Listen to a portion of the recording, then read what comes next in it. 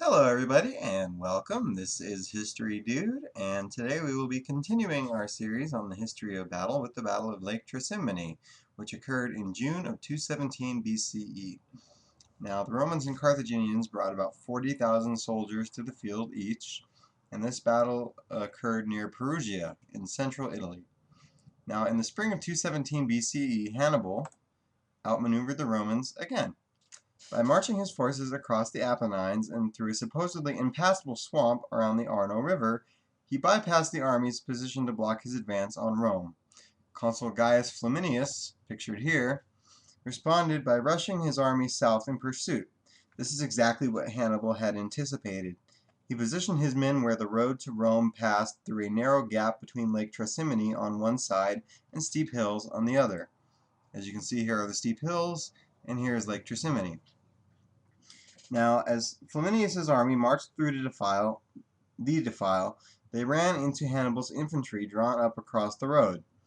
Hannibal's cavalry and light infantry then charged down from the hills above.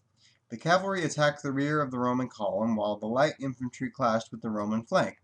Flaminius was killed in the ambush, along with thousands of his men, who were cut down in the fighting or drowned fleeing into the lake. Thousands more surrendered in return for their lives being spared. Now, many of Flaminius's men were driven into Lake Trasimene, which reputedly turned red with blood, and as a result, the stream that crosses the lake was named Sanguineto, which is Italian for blood river. And as Livy writes in the History of Rome, between circa 29 BCE and 17 CE, quote, "The Romans, before they could discover their foe, learned from the shouts raised on all sides that they were surrounded." And here you can see another depiction of just exactly how Hannibal's genius outsmarted the Romans. He lured them into a trap, which is exactly what he wanted, and he pushed them into the shoreline, and he gave them no choice but to either surrender or die. Very few got away, if anybody.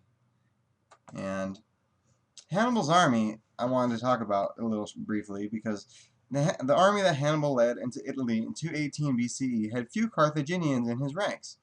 Since Carthage had too small a population to form a citizen army, it relied on allies or tributaries to provide most of its forces. Various Spanish tribes supplied the core of the army, along with Libyans and Numidians from North Africa. In addition, large numbers of Celts, Gauls, enlisted as the operation went on. Rather than standardizing these forces, Hannibal exploited their different fighting styles. Numidian horsemen fought as javelin throwers, for example, while Spanish tribesmen were fearsome wielders of slingshots. Hannibal wielded these troops into a disciplined force, hardy on the march and responsive to his command. And here is just a standard depiction of his army marching through the Alps, which he had done the season before, but it gives you an idea of the diversity of Hannibal Barca's army. And that is all you need to know about the Battle of Lake Trasimene.